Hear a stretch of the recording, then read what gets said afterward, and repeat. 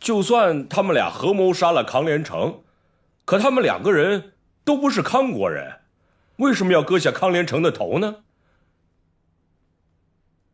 这是我刚才假设中唯一的一个疑点。但是，既然是独孤仲平这样探案老手作案，他一定会想尽办法脱罪。也许，他割走头颅是想嫁祸给店里的几个康国人，或许是为了让老许查不清杀人的时间和方法。牵强。不过，这还不是你假设中唯一的疑点。为了钱杀人，你并不了解他。这些年查案挣的钱，他一文都没留。都散给了西市大街上的乞丐。什么？他把我给的钱都打发叫花子了？是，我亲眼看见他把一锭金子给了一个瞎子乞丐。他自己不留，为什么还管我要这么多啊？太尉大人，您做的难道不值那些吗？对，早知道不如再多管他借下了。我可不是空口说说，如果需要的话，我可以把那些乞丐都请到这儿来。我有足够的把握。我师父是去给那个叫刘婉儿的女人上坟去了。哦，你还认为这件事是我师父干的吗？是个好人，就是不可能是他干的呀。看来今天只有韦姑娘完全的辨清了自己。不过，我也不是完全的没有收获，至少另一件案子搞清楚了。那是和本案完全不相关的，你们大家更不必知道。只不过李秀仪提起来，我给她解释一下。现在让我们回归正题，继续吧。哟，这么查下去，什么时候是个头呀？是呀，那好，接下来轮到谁了？你们爱咬谁咬谁。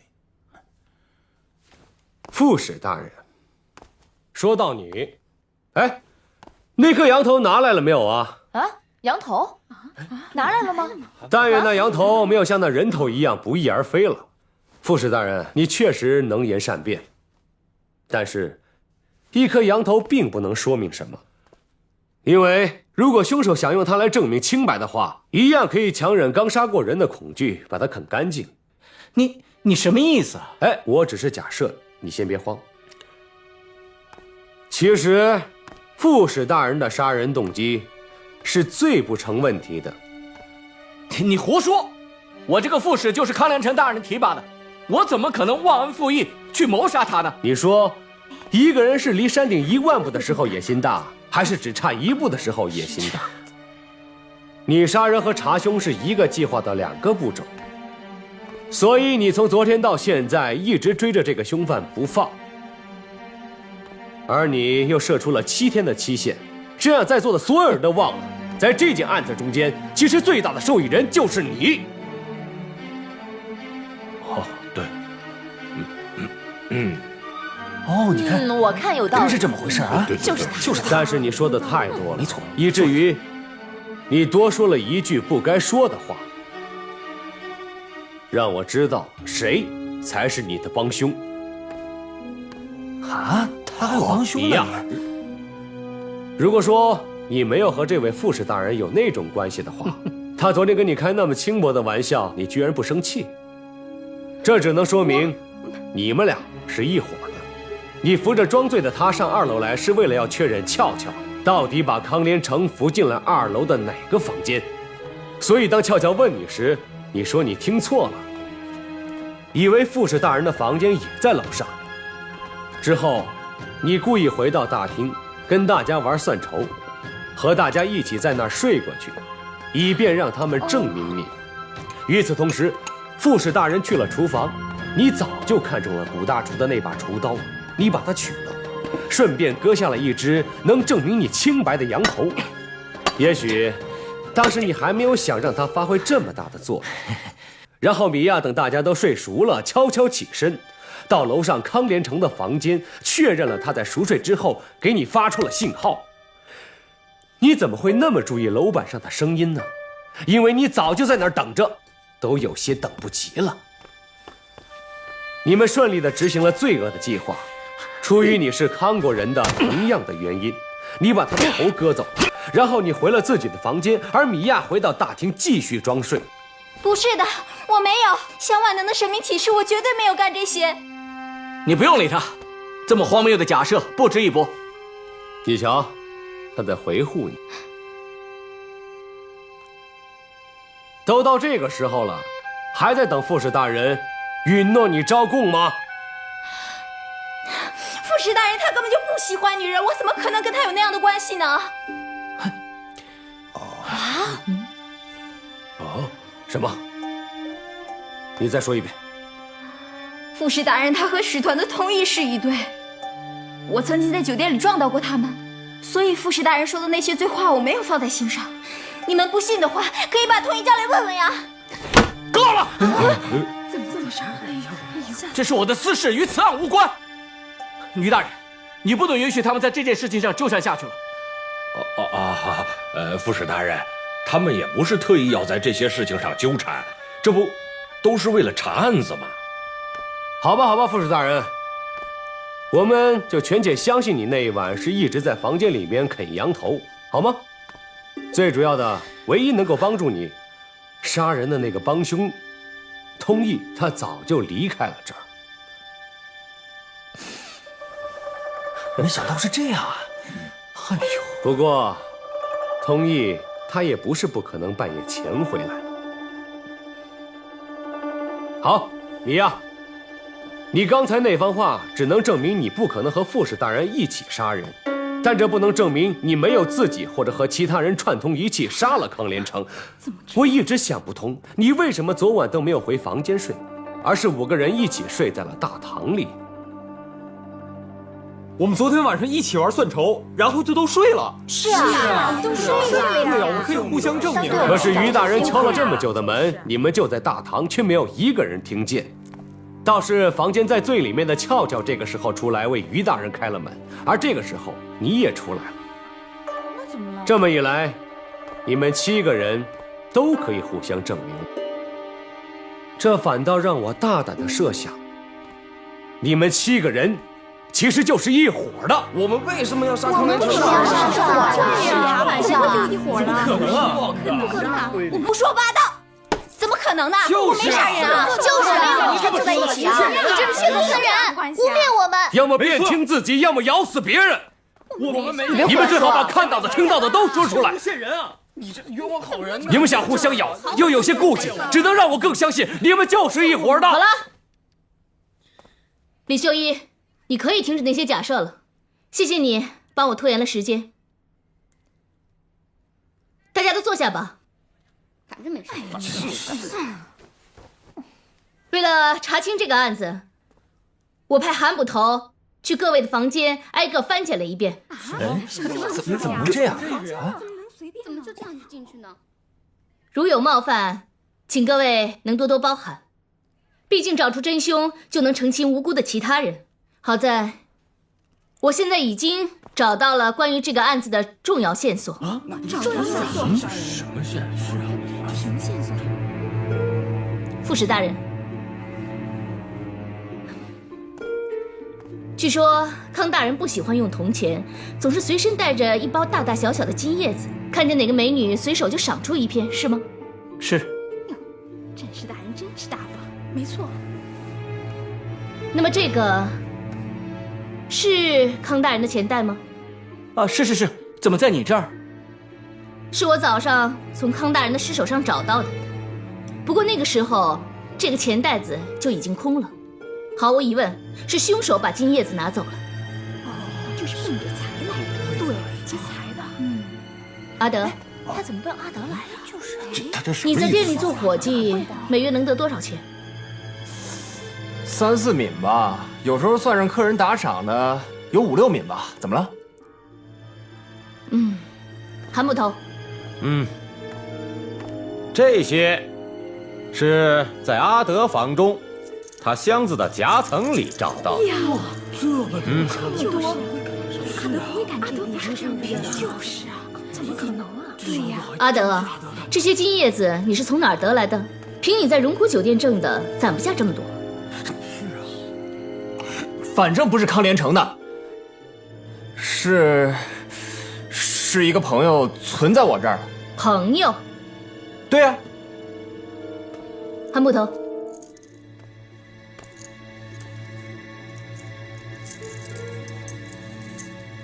哇，哎，看，对呀，真的正好，就是这袋子里的钱啊！这钱就是他的。难道正好装下？你还不说实话吗？好吧，是老板娘存在我这儿。老板娘？对呀，不可能吧？什么？他们俩难道是碧莲姐给你的？是吧？不知道。碧莲姐。唉，还什么存在你那儿的？明明就是我给你的嘛！啊，这也没什么不能说的。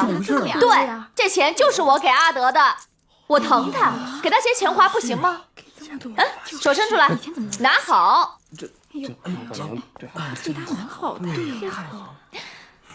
阿德，实话告诉大家吧，昨天晚上你去哪儿了？一开始是在2楼东首的房间屋里，后来我就去了老板娘屋里。去了老板娘屋里？以后看来他们是真怎么会这样？我就说嘛，这才是你上1楼茅房的真正原因。我上茅厕也是从老板娘房里出来，去1楼的近些。等等。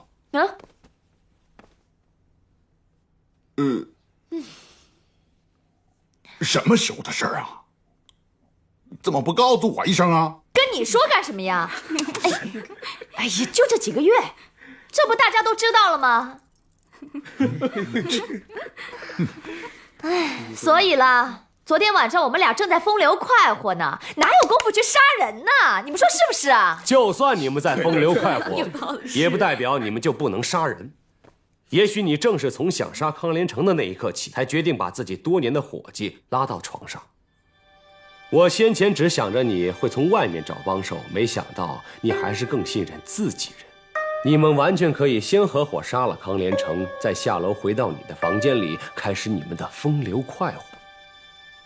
也许因为刚杀了人，比平常还要更快活些。你胡说八道你！照这么说，也根本没有人能够证明你不是在半夜潜进来把康连成给杀了，然后在这搬弄是非，怀疑这个怀疑那个。我从一开始就说过，至少有3个昨天之前还不认识我的姑娘，可以证明我昨晚一直在和她们风流快活，而你们只能互相证明。大人，你都听见了？这不会吧？为什么不可能啊？不是老板娘，你就快招了吧！你再这样拖下去，大家都受不了了，是不是？哎，奇了怪了，我招什么招？我什么都没干。我叫你不说。别激动啊！你疯了！阿德，我这是在帮你，知道吗？什么？去！老许，你的意思是说，那尸首上的刀痕是向右写的？没错。切，向右倾斜，什么意思？老许替阿德还有碧莲姐证明了他们不是凶手。怎么证明了？尸首上的刀痕是向右倾斜的，证明凶手是用右手使刀。可你们看，阿德情急之中握刀却是用左手，他是个左撇子。而且刚才碧莲出事的时候，阿德一下就冲了出来，证明他们这一份还算是真情，不像是演的。这也打消了另一种可能。什么可能？就是碧莲会找别的帮手的可能性。他要找别的帮手的话，多半会跟他有关系。阿德呢，绝对不允许这事儿发生，他甚至随时准备先把那个人杀了。他已经把自己当成碧莲的护花使者，随时准备保护他爱的人。阿德，咱们坐。你们都坐下吧。我没坐。当然还有古大厨，他们也不会找你来帮忙。第一，他们不可能用你的刀。第二，他们一定会跟你解释为什么杀康连成。这样的话，你一定会知道他们俩的关系。不过看刚才你的反应，你也是刚知道。嗯，所以，三位多有得罪。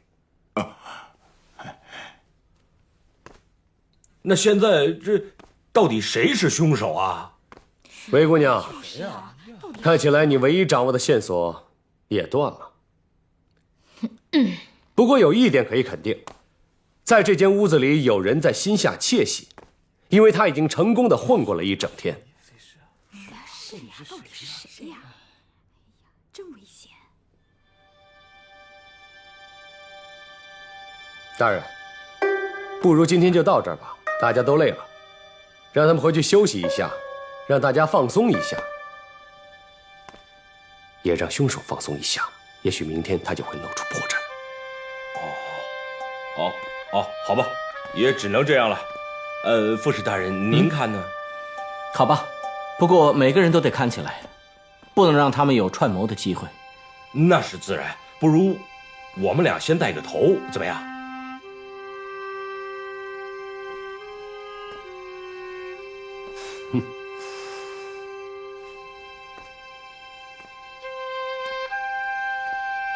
各回各屋，不准交头接耳。我回房了。盯着他们。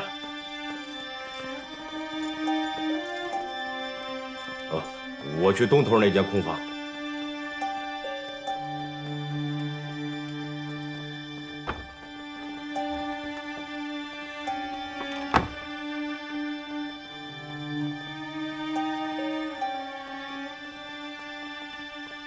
韦姑娘，今天我们俩配合得很是默契啊，不如以后我们俩搭档算了。我师父明天就该回来了。你还对他那么信任？刘婉儿的事儿，师父一定有他的道理，绝不会是你想的那样。但愿，也许明天什么都清楚了。告辞。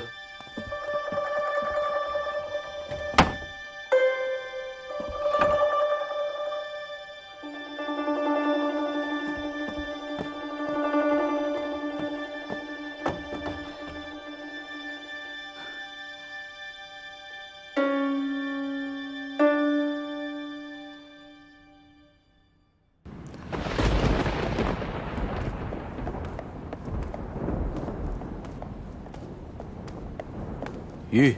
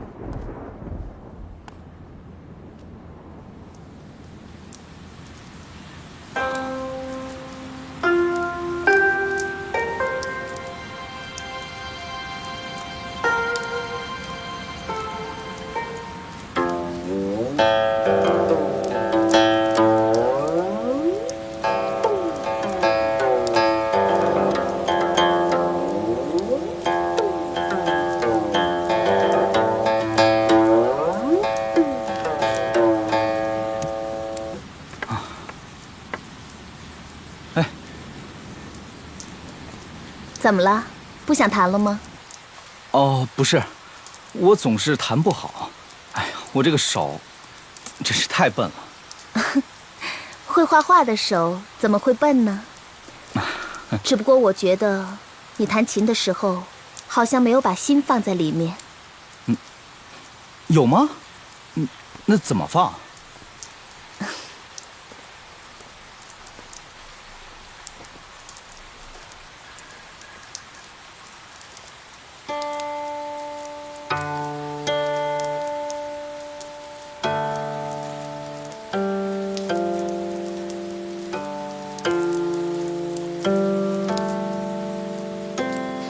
下雨了，你想到了什么？没什么，到处湿漉漉的。那如果你的心情也是湿漉漉的话，那么如何用琴弹出来呢？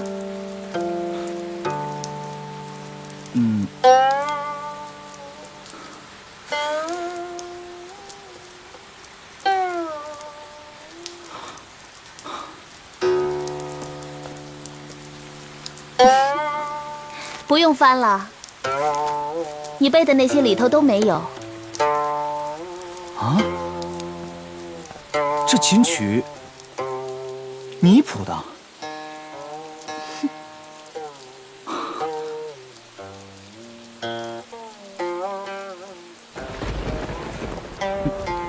打雷了。弹琴时心要静，不过也不能太拘泥。这琴叫什么？奔雷。所以说，这雷声也可以入琴。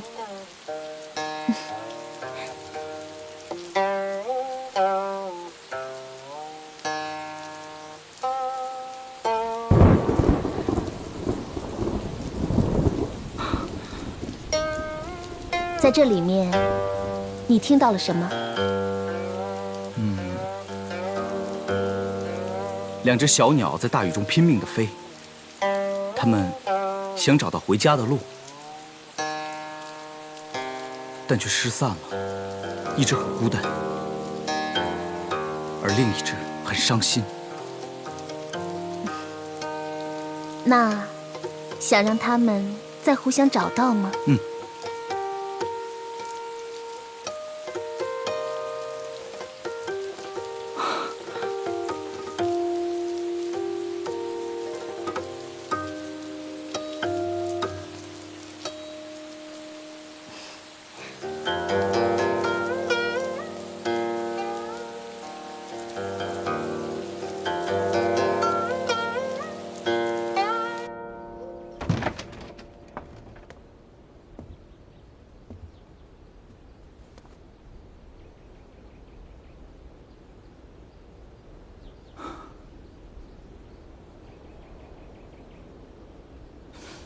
算了吧。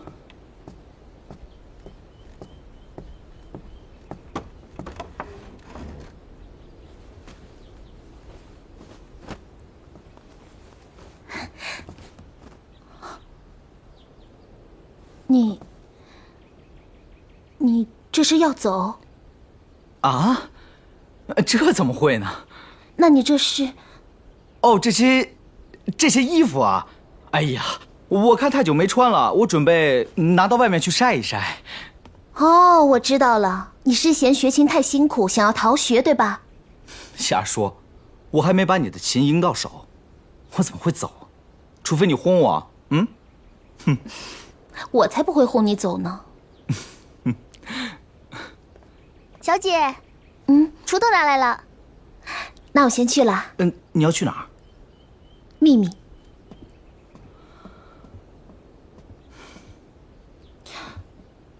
你不会是骗我吧？怎么会呢？那就好。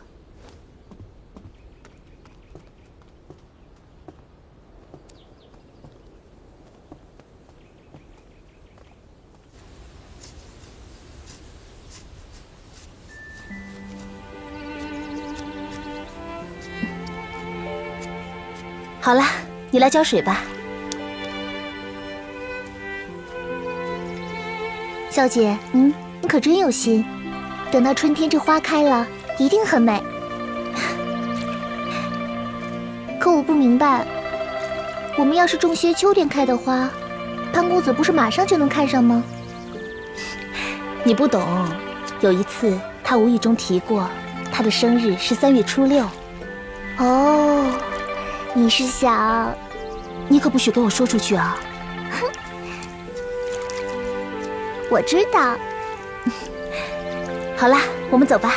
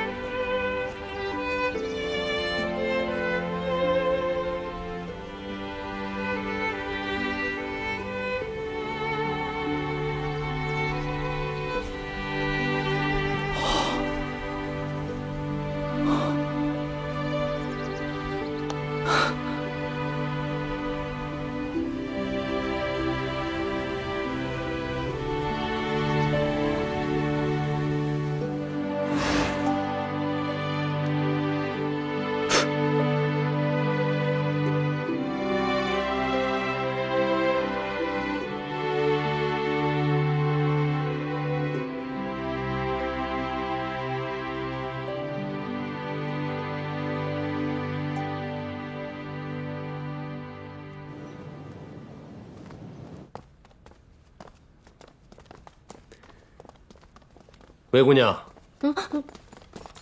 哎呀，既然是联合审案，你应该站在我旁边才对呀。哎呀，你别忘了，我也是疑犯之一，你的任务是看住我。我真是。经过一夜苦思，你一定想出了查案的好办法。听你的意思，你有了好办法？对呀。昨天他们7个人倒是提醒了我，既然你没有更好的办法，不如用我的办法。好，那就请吧。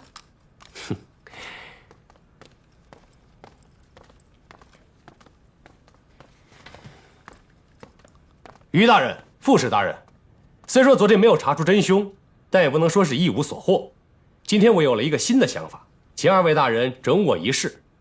哦，您看呢，副使大人？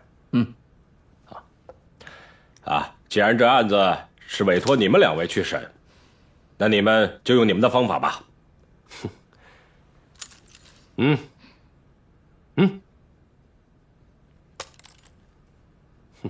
先问一句，今天有没有人自首？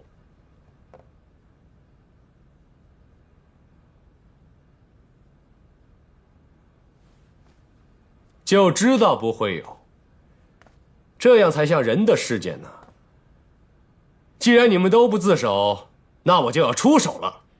今天我们玩个新游戏，从现在开始，每个人都要从在座的其他人里提出一个你认为是凶手的人，当然2个或更多也可。就是不许说不知道，不怕诬陷，也不怕捕风捉影，随便说。副使大人，你看这个方法你这是什么馊主意啊？这怎么行啊？不用怕，不是还有我吗？我们从这些互相撕咬之中，一定能找到有用的东西。从谁开始？阿德，就从你开始。昨天你和碧莲几乎已经洗脱了杀人的嫌疑，不如从你开始。你说说，你怀疑谁？我不知道啊。哎，不能说不知道。我怀疑谁啊？我不知道谁干的。你再想想。前天我从楼上下来，去老板娘的房间，好像看见有个男人的影子，一闪进了俏俏的房间。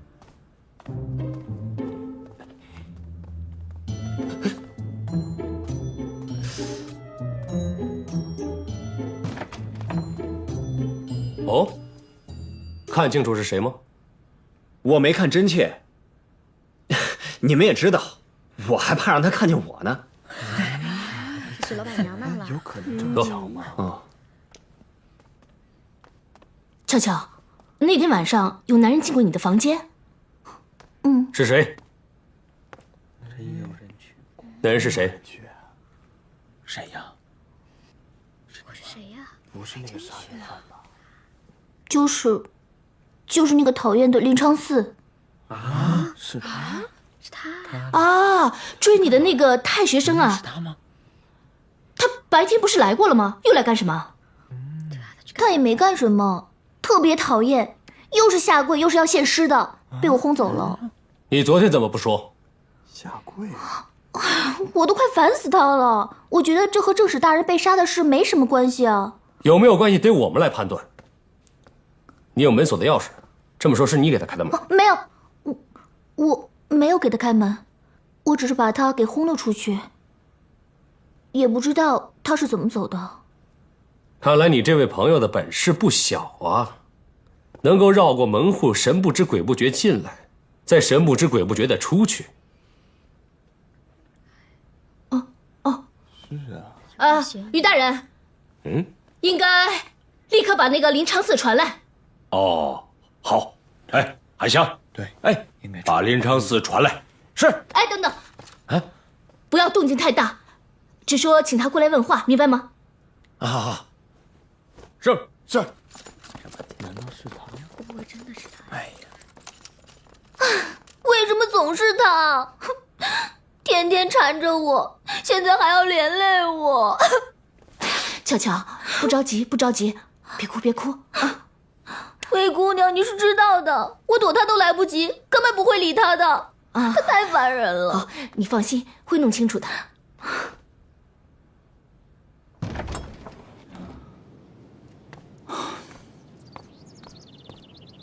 客爷，您慢走。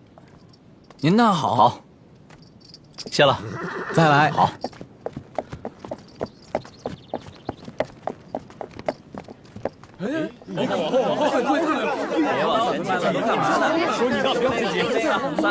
哎，老哥，今儿怎么东市这么多人？哦，放生池那儿出事了。你啊，要是赶路的话，就绕道走吧。那个进无畏的人啊，把路都给封了。哎，出什么事儿啊？嗨，谁知道啊？反正啊，大家都在那儿挤着看。你要是想看啊，自己挤去吧。啊，谢了啊。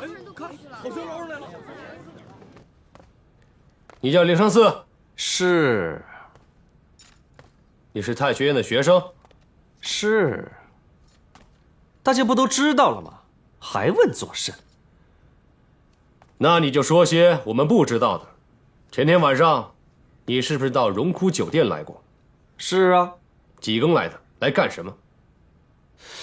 具体几更我倒是记不清了，大概是1更到2更之间吧。我来当然是找俏俏姑娘，还能干什么呀？哼，你白天不是来过了吗？晚上还来找俏俏做什么？韦姑娘请慎言啊！你言下之意，昌四明白得很。昌四是堂堂正正的来，堂堂正正的走。昌四对俏俏姑娘是一片赤诚，绝无一丝下流之念。你们不要以小人之心夺我君子之腹，好不好？这荣枯酒店晚上早已落了锁，你是如何堂堂正正的来去？你再跟我说说，这大半夜的，你跑到人家俏俏房间里去，又是如何行你的君子之举？你说这人干嘛呀？没事，跑你这家干嘛？这咋回事？真是君子坦荡荡，小人长戚戚。我就把那晚的事情详细讲一遍又如何？前日白天，我被这位韦姑娘百般阻拦，没能见到俏俏，心思焦灼，无以平静。当日下午，又草成7绝3首，7律2首，还有古风50韵，其中有2、3阙尤为得意。我本想把这些诗亲自献给俏俏姑娘，但我知道她每天晚上招呼客人，生意匆忙，不到夜半是闲不下来的。我就在进街之前，先到酒店隔壁的夹巷里候着。那里不是有家竹木店吗？我在那里借用了一具竹梯。到了估摸子时左右，我将竹梯架在后园墙上，我就堂堂正正进了酒店。后来，我就去了俏俏房间，没想到俏俏姑娘已经睡下了。我本不欲吵醒她，怎奈我为情所使，难以自抑，我就跪下，请她听我念我为她写的诗。今日我在太学院呕着2句，我一定要念给你听听。盈盈复盈盈，青丝结愁肠，白首终不悔，涕泪满衣裳。那俏俏，她有没有听你念诗？这世上但凡男欢女爱，有几桩一开始就是你情我愿、两两相随的。若少了中间这一吟一句，恐怕也没什么意思。林昌嗣，我不是跟你说过了吗？咱们俩是不可能的。俏俏，纵然你一直这样心如铁石，我也当笑尾声抱柱。不管你怎样，昌嗣对你的情死都不变。好，好啊，好一番深情啊！所以你就杀了康连城，是吗？康连城的事我听说了，我不认识什么康连城，你们找不到凶手就栽到我身上，那可不容易。你不认识康连城，不代表你不能杀他。也许那天晚上，悄悄为了赶你走，所以随口说出你不如康连城康大人倜傥风流，会讨女人欢心。说你呢，快点给我出去，快点，要不然叫人了。不忙，我还有下阙。悄悄，你赶紧跟我走！乔乔，下缺在此。乔乔，赶快走啊！乔乔，乔乔，你听我说，你听我念。快走！快走！我叫人了。为饮情仙醉，还乡心已伤。相闻逐梦影，依依歧路旁。乔乔，你听我念嘛。为饮情。你闭嘴！听见没有？你马上给我出去！出去啊！乔乔，得你素手握小口。今天我必能做出更加美丽的诗句，献给你。你献什么呀？你瞎念什么呢？你刚才念了半天，念什么呢？我一句都没听进去。乔乔，我告诉你啊，你比楼上的康连城差远了，你知道吗？你还不如他脚趾头，你知道吗？而当时，你又想起曾经看过康连城与他开轻薄的玩笑。哎呀，好酒量！再来一杯吧，再来一壶，给您满上。哎，给您。哎，再上盘牛肉酒，多喝点儿。来，满上满上。受不了啊！来，我再请您一杯。讨厌！突然间，你的一厢热情都化成了嫉妒，这嫉妒太强烈了。康连城他再怎么样，我也喜欢他，你懂吗？你懂什么呀？给我滚啊你！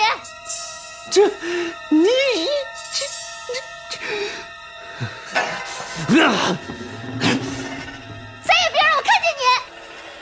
你当时脑子一片空白，你只有一个念头，就是杀了康连城。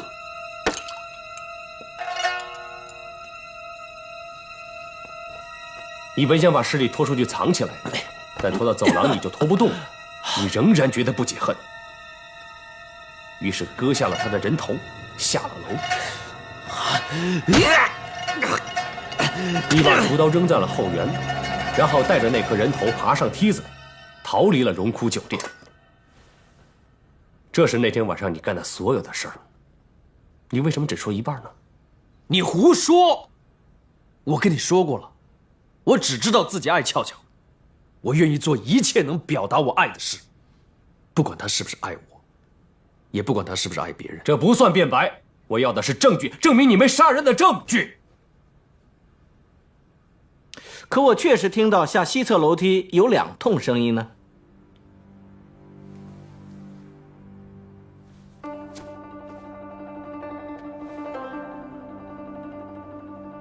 没错，因为他走的时候突然想起康连城是个阔人，没有什么能比杀了他的人，再夺了他的财更能解恨的呢。于是你又回来，取走了他怀中这个袋子里的所有金叶子。这就是为什么副使大人听见了2通下楼的声音。诬陷，诬陷！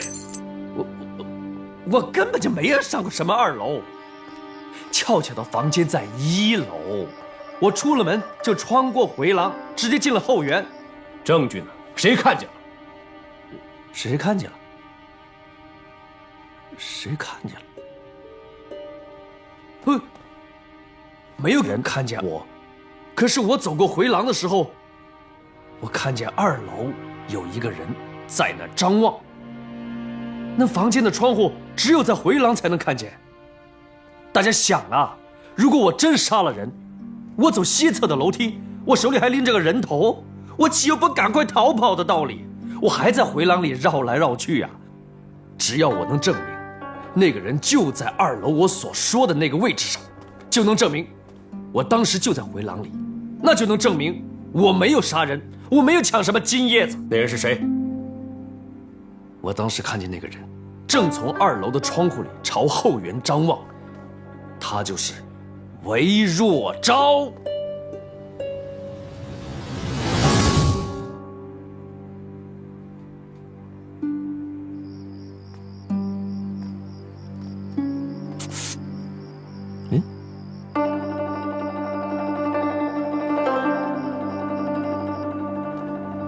那韦姑娘在看什么呢？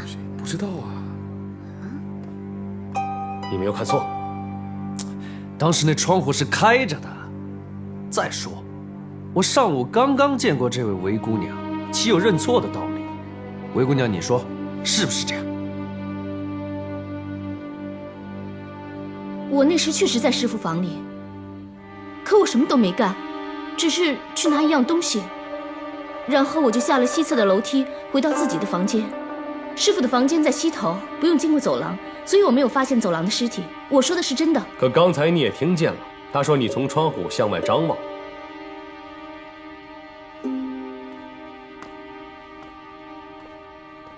你在望什么呢？你是不是望着你的师傅正拎着人头远去啊？我早就跟你说过，你只是一颗被他摆弄的棋子罢了。你甚至都不知道，他可能就这么一去不复返了。可你依然希望，他心里还惦记着他，所以你才会跟大家说他今天会回来。可能啊？你是想骗我们，还是想骗自己呀？不会是他吧？独孤先生不是这种人啊，这不是真的。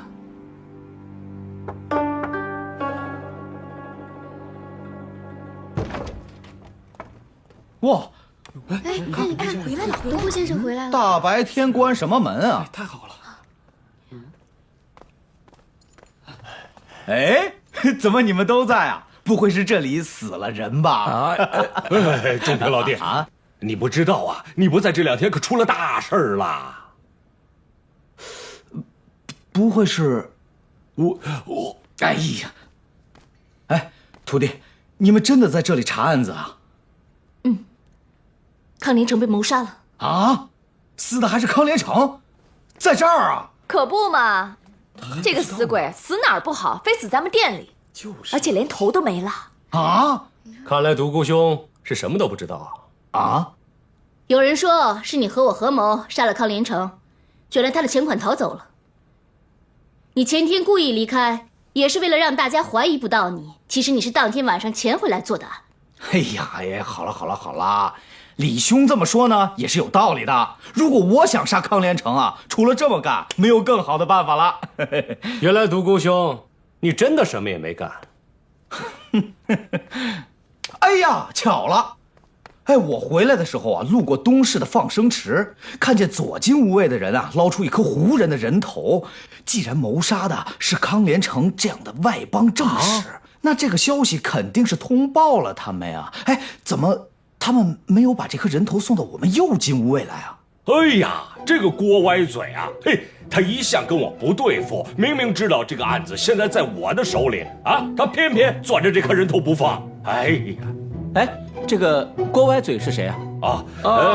叫郭万珍，金吾卫左监使，朱雀大街东边的事儿都归他管。哦，和我们大人一直有点那个。哎，不行，一定要把那个人头讨回来。哎，副使大人，你也跟我一起去，我看他敢不敢不给。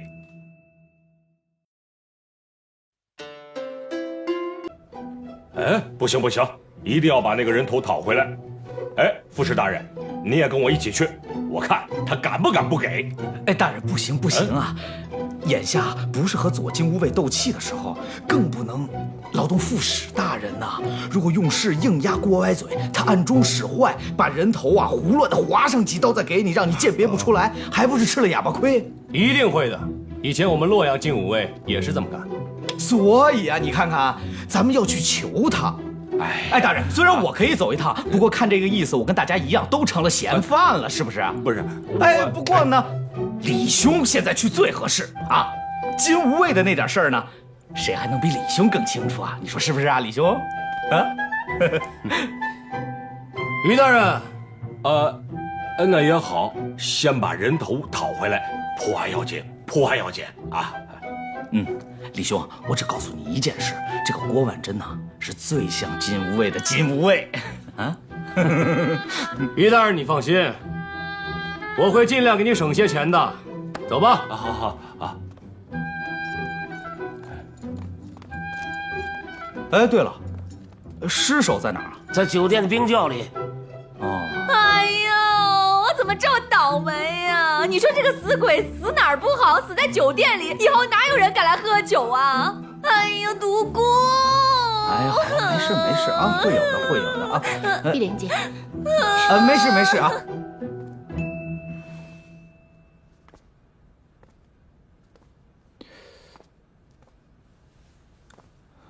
哎，这图都勾好了啊？好了。啊。独孤先生，酒。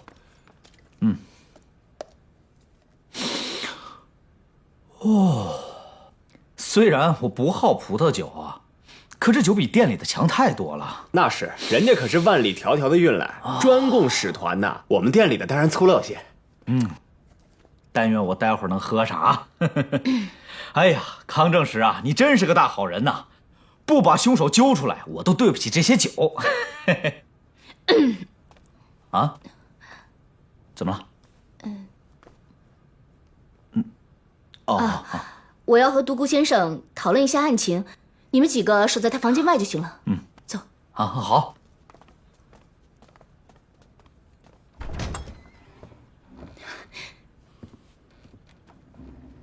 怎么了？找我有什么事啊？哎呀，师傅，哎呀，怎么了？师傅，你跟我实话实说吧。无论怎样，我都会保护你的。我说什么呀？康连城，是你杀的吧？你也相信我潜回来？你别瞒我，我都看见了。你看见什么？我跟所有人都说，前天晚上我在自己的房间，其实我到你的房间来了，待了很久。后来我推开窗户，我看到后园中有一个人影，跑到墙边，爬上狗舍的顶，翻墙出去了。那个身影和你的背影一模一样。之前我们搭狗舍的时候，你为什么坚持要放在后墙根下？我说放在后墙根下，是因为那儿避风啊。师傅，我一定会站在你这边的。那件事我没有告诉任何人。这2天，我站出来主持查案子，其实也是为了你。如果他们有谁看见了你，说出什么对你不利的，我就会努力的把水搅浑。可你现在必须对我说实话，康连城是你杀的吧？那好吧，你会读心了吧？你读读我的心，你读一读，我为什么要杀康连城啊？因为李秀一说，那天他身上带了大量钱票。哎呀，他们胡人从来不会在身上带大量钱票，出来摆阔找乐子，顶多装一小袋金叶子。我也不相信，可是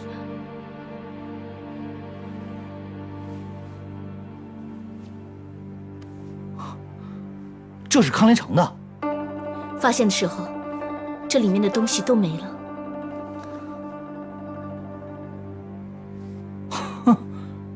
哇，这倒有点意思啊！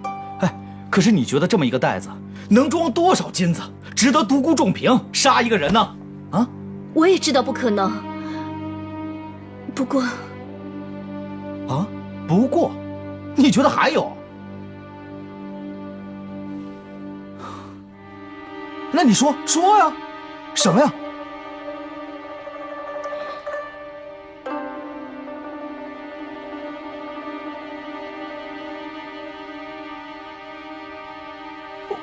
我会为盘棋杀人？为什么？那是因为你做什么都很出色，只要是你在乎的，想跟别人比的，都能做得比别人好。可就是这一样，你总是输给康连城，你的每一步棋都让他提前猜到了意图，这是你最不喜欢的。你不想让别人知道你到底是谁，到底在想些什么。我有吗？当然有。你知道吗？做你徒弟这么久了，我感觉每当我要更多一点了解你的时候，你总是把自己包裹起来，就好像躲在一个洞里，把我们都推得远远的。你知道吗？当我得知刘婉儿的失踪和你的情有关时，我有多难受。你为什么不告诉我，你其实是去给他上坟，他已经死了。还有，你知道吗？这2天我有多为你担心。我想了无数次，如果康连城是你杀的，我该怎么替你遮掩？如果还有别人看见了你，我能怎么说？李秀一说你不会回来了，我嘴上说不可能，可心里又想，如果是你做的，千万不要回来了。可是我又怕你真的不回来了，你还怪我怀疑你杀人，我也不想那是你。可我明明看到了那个影子，我不敢跟任何人说，可那么像你，你让我怎么办？你知道吗？我想亲耳听你说你和刘婉儿的失踪没关系，和康连成的死也没有关系。可我真的有点看不清，你到底是什么人了？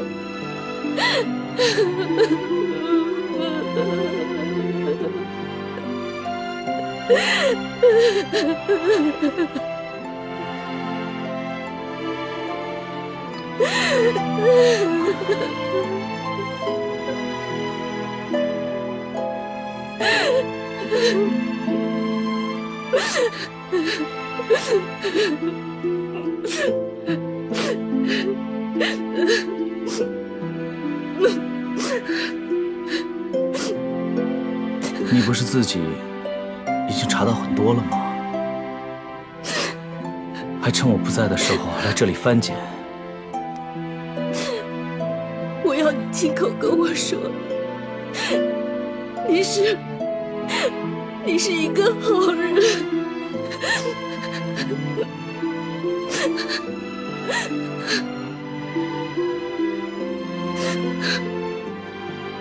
我在努力做一个好人。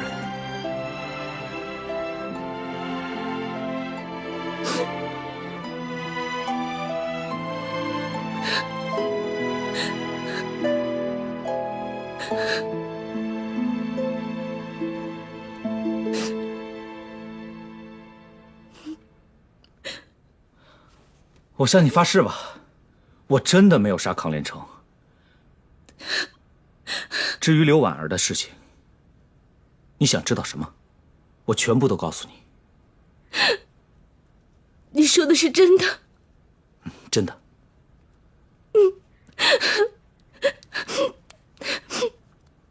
只不过，你要先告诉我，你在我房间找到什么了？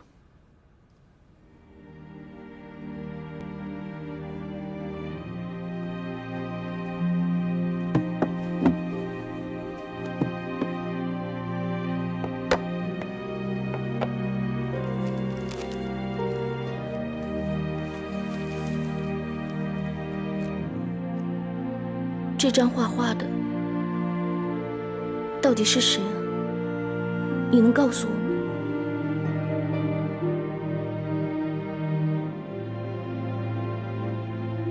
这是给明年画的。我知道，可是他没有在弹琴，人也没有刘婉儿那么漂亮，样子又那么傻，你画她干什么？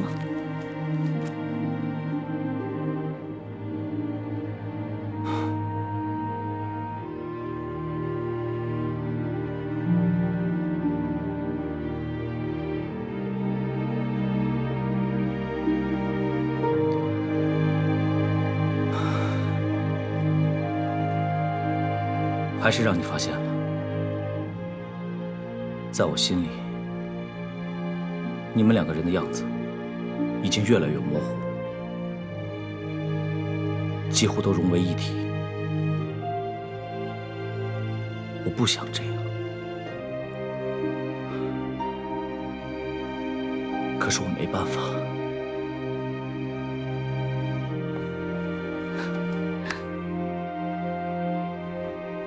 那你要我怎么办？我想过了，如果你不回来，我就带着这幅画一个人离开这里。有了它，就算再也见不到你了，我心里也是高兴的。我不值得你这样。值不值得，只有我自己知道。还有，你为什么不试着把所有都说出来？也许说出来了，就好受了。痛苦就会过去了。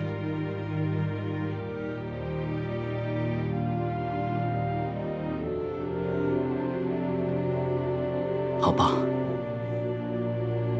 我试试看。独孤先生，独孤先生，于大人请你们下去，我们把那个人头啊给要回来了。啊，马上来。好嘞。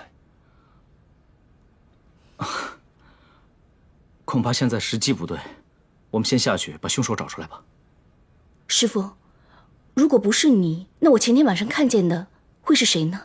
只有林昌嗣承认他是从后园翻墙走的，可是那个背影绝不是他。你说这个人是踩着狗舍出去的？嗯。他有没有拿着人头？没有，他手里没有拿东西，我能肯定。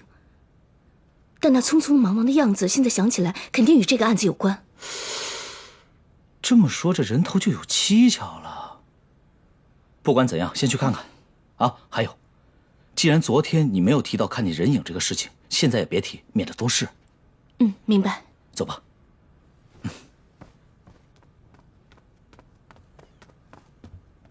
大人。啊，来，哎，你看看。哎，要吐出去吐啊。没事。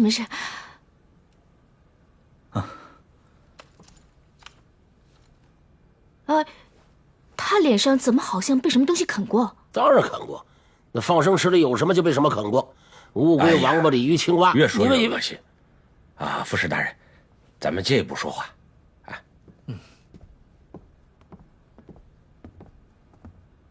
副使大人，您看现在这人头也找到了，案情也算是有了进一步收获。不，这颗人头已经看不清面目，也许不是康连成大人的呢。哎呀，那不是被放生池里的那些畜生咬的吗？我看呢，头发和胡子总能看得出是个胡人嘛。不对，我可不敢承认这是康连成大人。你们还是得先找到扔这颗人头的疑犯再说吧。哎，人头找到了，嫌犯很快就能够抓到。我的意思，先把这人头与那尸身缝起来，还正史大人一个全尸。不可，真凶没有抓到以前，这些都是证据，不能乱动，都要存在这酒店的冰窖里。老许啊，这伤口合得上吗？啊，完全相合。这刀口啊，就是古大厨那把厨刀留下来的。来，过来，你们看啊。行。来，你看这儿。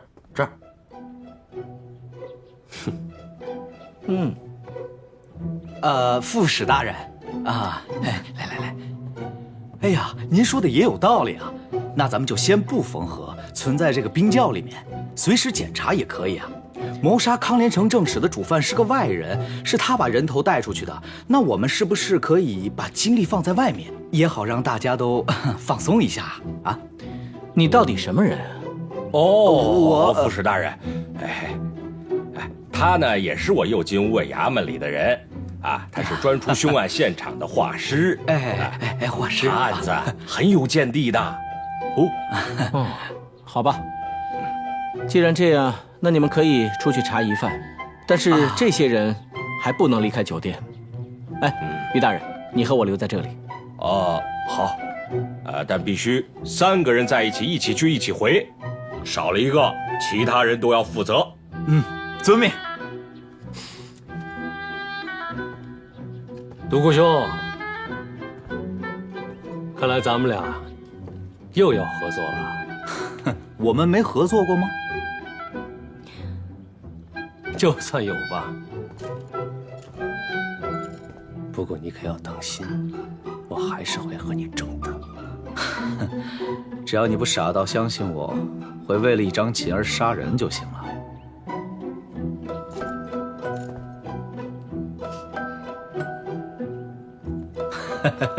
大人，哎呀，康昆仑家的管家要找您。我不是叫你们盯着他吗？是啊，他主动走出来的，找咱们盯在门口的人，说是一定要见您。怪了。哎，你别着急，沉住气啊！你说能不急吗？这，大人，在那边。哎呀，我不跟你说了吗？出了多大的事儿啊，我顶着。听见没？大人来了。哎呦，大人，于大人。你找我何事啊？是这样，于大人，自打您那天到毕府来过之后啊，我家主子康昆仑就一直没回来。我琢磨着，这都3天了，实在有些奇怪。我也知道您派了几个弟兄啊，在门外候着。我想，反正都是要找他，还不如来求求您了。他这几天都没回家？可不嘛，您的人看着呢。那这种情况以前出现过没有啊？没有。从来没有过。除非是出远门，那我家主子就会让我跟着伺候他了。于大人，于大人，你等一下啊！于大人，你告诉我这个人是谁啊？他是康昆仑的管家，怎么了？这个人我过去见过，他经常来找康连成大人，别跟这个案子有什么牵连。对了，副使大人，您看看。这是你们康国这2年进贡大唐朝廷的贡品单子，可有什么错漏没有？哎呀，不对呀，我们进贡的各色精品何止这些？比如你手上的那件狮子香炉就是今年的，这单子上并没有啊。喏，还有这种烛台，明明是4对，这上面只有1对啊。我都说我那香炉千真万确是从一家寄卖黑货的店里抄来的。寄卖的主人就是他家的主子，他是在长安数1数2的大财主。这些贡品的成地，难道副使大人都不知情？这些东西运来时我们都见过，只不过向宫里和礼部移交都是正使大人一手经办的。前2天我在他那儿见过那个香炉，还以为他自己玩2天就会递上去的，所以才会怀疑于大人你呀。这么看来，正使大人和他家主子一块儿，这可真没想到。看来这个正使大人就是死在这个上面了。人为财死，天经地义，也不算辱没了他。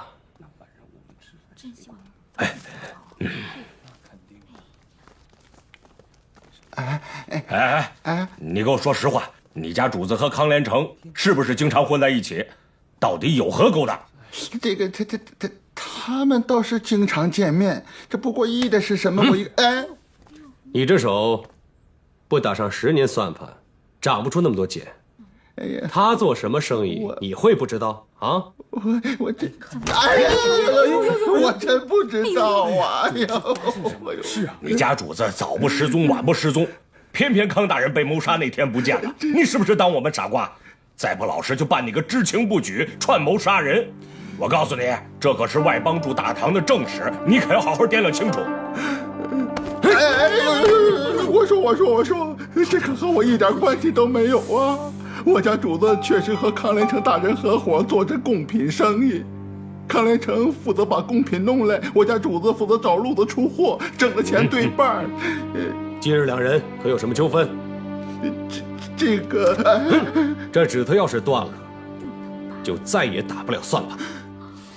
你掂量下，为了一个就要倒台的主子，你打算断上几根啊？我说，康连成向我家主子借了一大笔钱，想趁今年的春旱发一笔粮食财，想不到入夏以来，关中雨水突然又调和了，长安粮价一路下跌，康连成赔了钱，还不上，我家主子很是恼怒，说过一定要让他好看的话。那天多半是去找他要债了。康昆仑一定是他，讨债不成，恼羞成怒，杀人潜逃。可那晚谁也没见过康昆仑，就算他提前潜进了荣枯酒店，但是他又怎么知道康连成那天晚上会喝多了留宿呢？而且还知道留宿的房间。如果有内应的话，这些又有何难？我始终相信这些人里头有人不那么清白。哎呀，可是那个人头又怎么解释呢？如果他没带走，又怎么会出现在东市放生池呢？你怎么知道他没有带走人头呢？我怎么知道？我不知道啊！我只是猜的。你想啊，康昆仑是个大财主，养尊处优，四体不勤，带着人头怎么翻墙出去啊？哎，大人，这康昆仑嫌疑重大，可他又畏罪潜逃，这行踪的线索还得从发现人头的地方去查。就让我们3个去查询查询。大人不妨先把这个消息跟大伙儿知会一声。我看你们这2天啊，弦儿实在绷得太紧了，先让大家安心下来，你们就留在这里静候我们的佳音吧。哦，也好也好。副使大人，不管怎么说，案情越来越清楚了。只要能确认是康昆仑干的，就算一时拿不到人，我们金吾卫也可迅速传习天下，总能追到他。好吧好吧，但是我要确实的证据。好。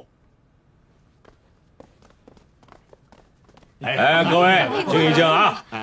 这2天呢，辛苦各位了啊！为了查康国正史大人遇害的案子，连累各位都被关在这里。好在呢，大家都是荣枯的老人啊，都给我余赞面子。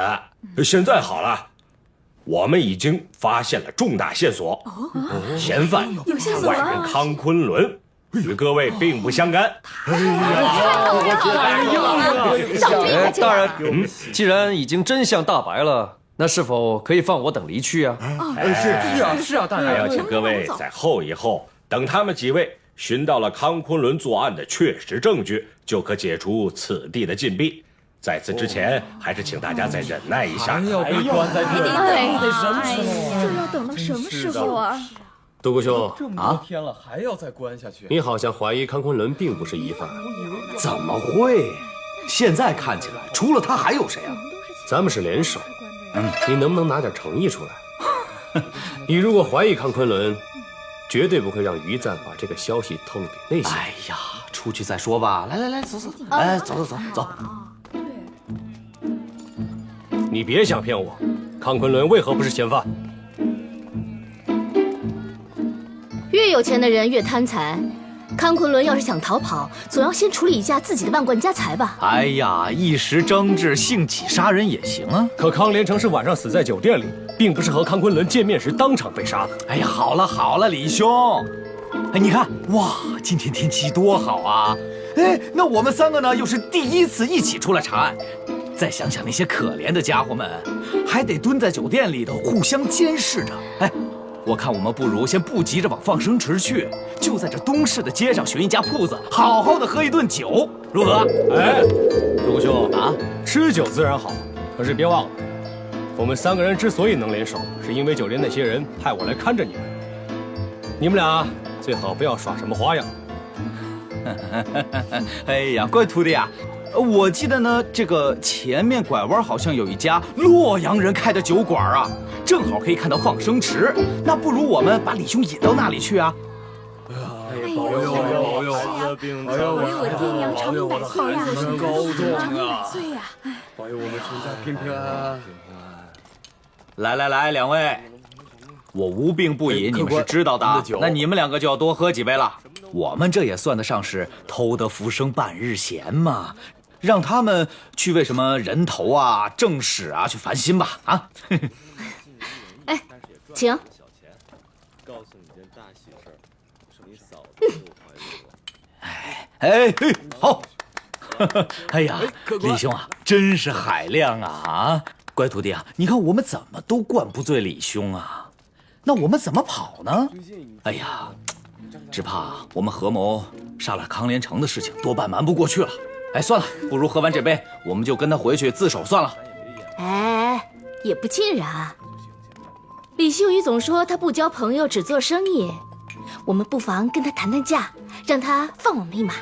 对呀，那李兄不妨直言，我们2个出多少才能高抬贵手放过我们呢？这事儿啊，要是放在以前，只要你们出的价高过金吾卫和京兆府就行。但是这事儿要是有韦姑娘在的话，那就不一样了。这话怎么讲呢？韦姑娘，我得给她面子，打个人情折，对不对？我来长安虽说没交什么朋友，但和韦姑娘也搭过伙，做过几桩生意。最后虽然说生意没做成吧，但是也各有所得，是吧，韦姑娘？啊？凑着喝2口得了。那行，我给你满上，给你满上。好朋友嘛。不过没关系啊，只要他呢能给你些折扣，省的也是我们的嘛。但这事儿有你，就又不一样了。怎么有我又不一样了？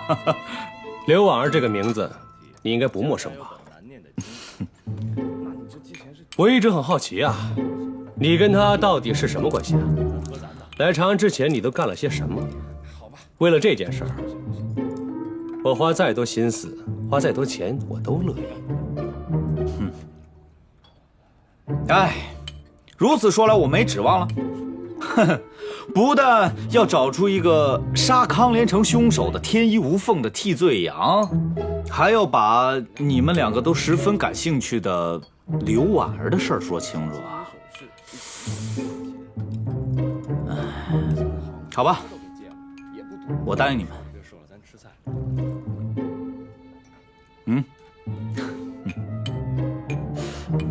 哦，乖徒弟啊，对了，你看外面，哎，那里，那边那个叫盲眼的叫花子是我的好朋友，哎，你拿点东西给他吃，顺便问问有没有看到什么人往放生池里扔人头啊？哦，知道了。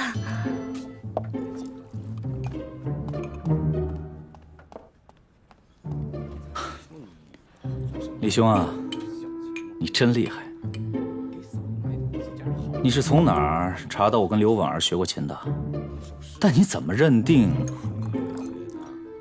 我跟她的失踪有关系呢？我以前办过一个案子，是一个专门教琴骗色的小白脸儿。后来，我把他的手指都打断了，他再也无法弹琴骗人了。可为了这件事情，我的师傅差点把我赶出了精武卫。所以从此以后，我特别恨骗子，而且我对识别骗子有天生的直觉。厉害，厉害！可怜可怜吧，谢谢啊！可怜可怜我吧，可怜可怜吧。给。哎呀，谢谢啊！知道这是谁施给你的吗？啊，谁呀？我师傅独孤仲平。哦，独孤先生啊！哎呀，他可是个大善人呐！行情好啊，大爷们，给点钱啊！这两天你在这放生池边，可曾看见有什么人偷偷的朝着池子里扔过一颗人头啊？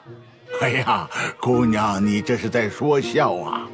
我是个瞎子，能看见什么呀？不过呀，倒是听说呀，今天上午从这池子里头捞上来一颗人头。你听清楚了，是独孤先生让我来打听的，很重要的事情。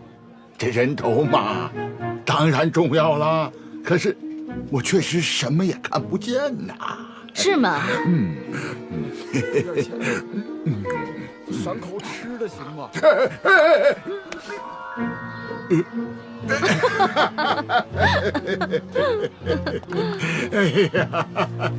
哎呀，拿着，这多一事不如少一事，你这不是给我找麻烦吗？啊，你拿好处的时候怎么不嫌麻烦呢？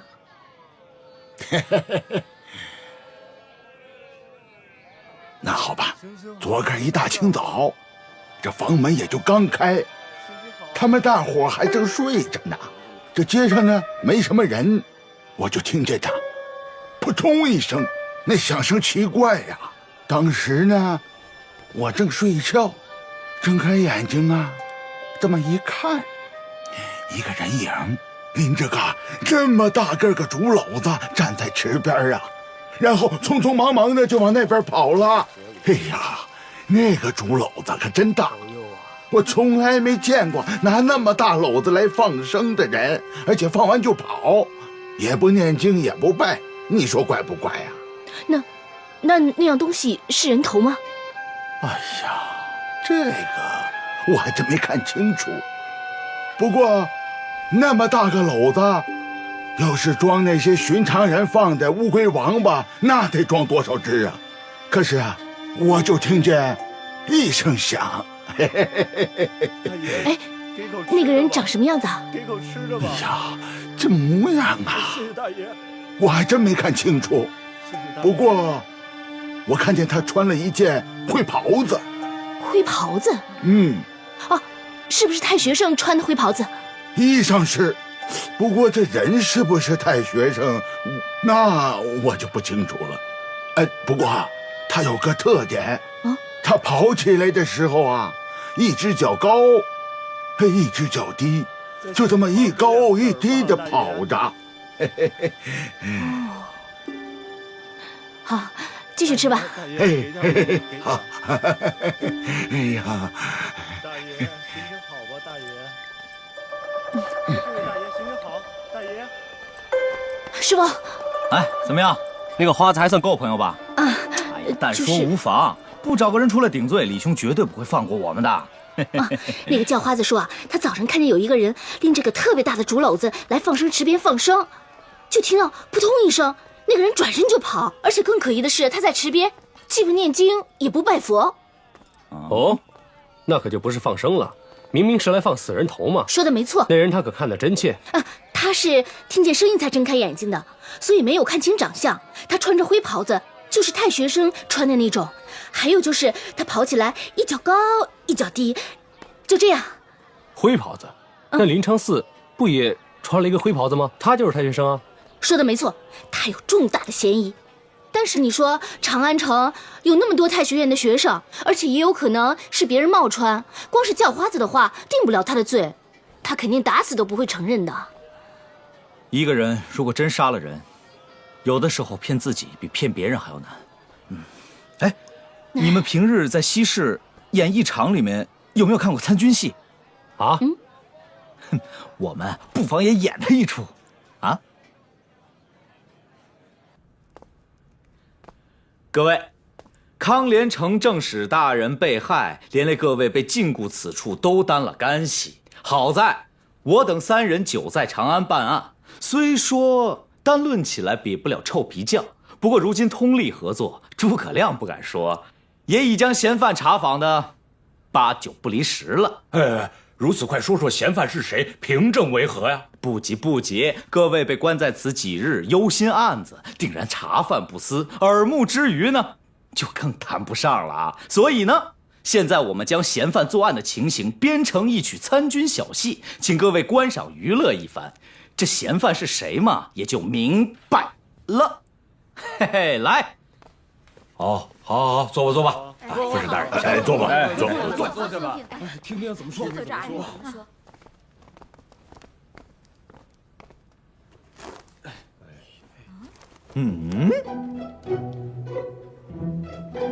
列位看官，听端详。话说我东土大唐国势强，万邦来朝年头长。康国使节进中粮，荣枯酒店欢宴忙，欢宴忙，怎么样？脑袋真好，没了。透心凉，透心凉，透心凉。真的好，哎呀，他演着了，这演的真是。想不到裴姑娘还挺会演戏的。竹篓是我的好伙伴，我的秘密它肚里藏，肚里藏来细遮挡，谅你猜不到我把什么宝贝装。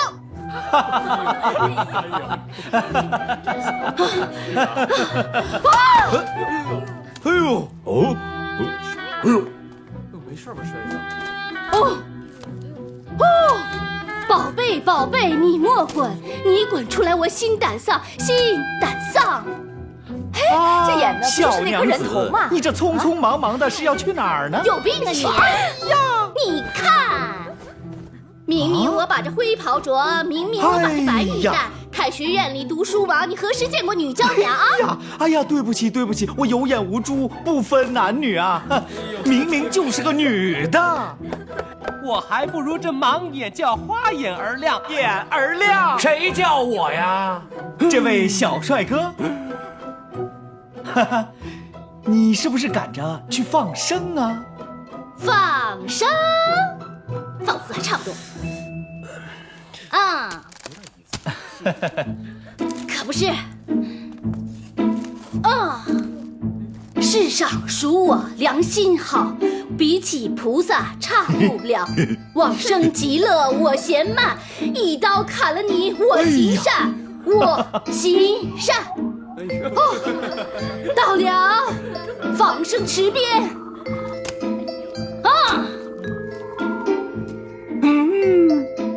哎呀，我心惊胆战呐！无人注意，时机难在。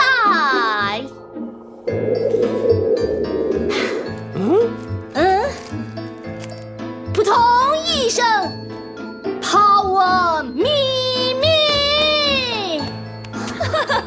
哎呀，圆咕隆咚，定是人头。哎呀，大功告成，铁库炼剑。天要灭你与我家乡。撒腿就跑，更待何时？更待何时？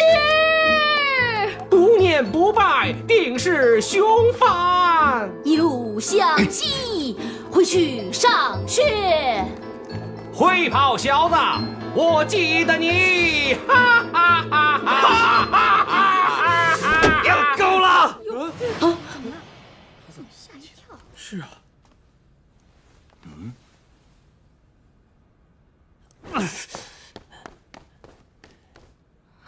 你们什么意思？凭这么一个破戏来影射我？你们有证据吗？有证据吗？哎，我们没有说你啊。对啊，我们说的是一个穿灰袍的小子。废话，这满场的人就我一个人是太学生，我一个人穿着灰袍子，你当我傻瓜呀？你又不是那叫花子，你凭什么说你看见我在那个放生池里扔人头来着？哦，把人头扔放生池里他自己讲的。这么说，你真的去过放生池，而且在那儿见过了那个盲眼花子了，是吧？不然你怎么会说出这种话来呢？啊？你没想到吧？那个叫花子并不忙，他看见你了。你胡说八道！你栽赃陷害！姓韦的，你为什么几次三番的非要跟我过不去？姓韦的，我跟你拼了！哎呦，怎么回事啊？姓韦的，干嘛呀？你们快看，那个叫花子告诉我，扔人头的跑步一脚高一脚低。你看他怎么这样？他跑步就是一脚高一脚低，他就是凶犯。原来是他，不打四招了吧？这么奇怪的跑步姿势，别人想学都学不会啊！原来就是你！哎呦，真是，就是他！哎呀，原来就是你呀！你这嘴上这么狠呐！你太不是人了吧你！干什么？别过来！后退，离我远点儿！娇娇，我们来生再见，我们来生再见。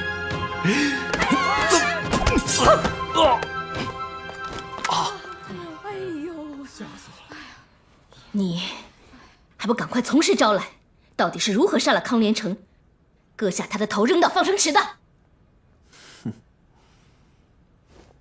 林昌嗣，我看你还是老实些，要不然金无畏的刑具就立马用上。真没想到是他干的。平时看呀，这人模人样的啊，对呀。大人，副使大人，这是刚从他家搜出来的。哎，那天晚上我看见他的时候，他就穿的这件衣裳。巧巧，这件衣服可是他当时找你时穿的那件。是，大人，他穿的是这件衣服，但是我万万没有想到啊！我真的没想到他会。林昌嗣，现在人证物证俱在，你还有什么话要说？俏俏，你不要着急，你什么事儿都不用管。大人，这件事是我干的，我一个人的主意，从头到尾就是我一个人，和旁人绝无干系。你都算不上认识正史大人，你为什么要杀他呢？那康连成是个淫棍、赌徒，人人得而诛之，我管他认不认识呢？杀了他，能为长安的良善女子除一祸害，我林昌嗣痛快痛快！嘿嘿嘿嘿嘿嘿！你说什么呢你？正史大人根本没对我怎么样，你简直就是个疯子啊你！没错，俏俏，我就是为你痴，为你疯，为你狂。旁人对你哪怕是开一个玩笑，只要出言不逊，他就得死。你如何知道康连成住哪个房间？是俏俏姑娘在言谈中无意透露的，被我有心记了下来。我想，此时不杀此老贼，更待何时？那你用什么杀了他？厨刀，厨房里的厨刀。我杀了他之后，在逃跑的路上，把刀扔在了后园里。把你行凶的经过细讲一遍。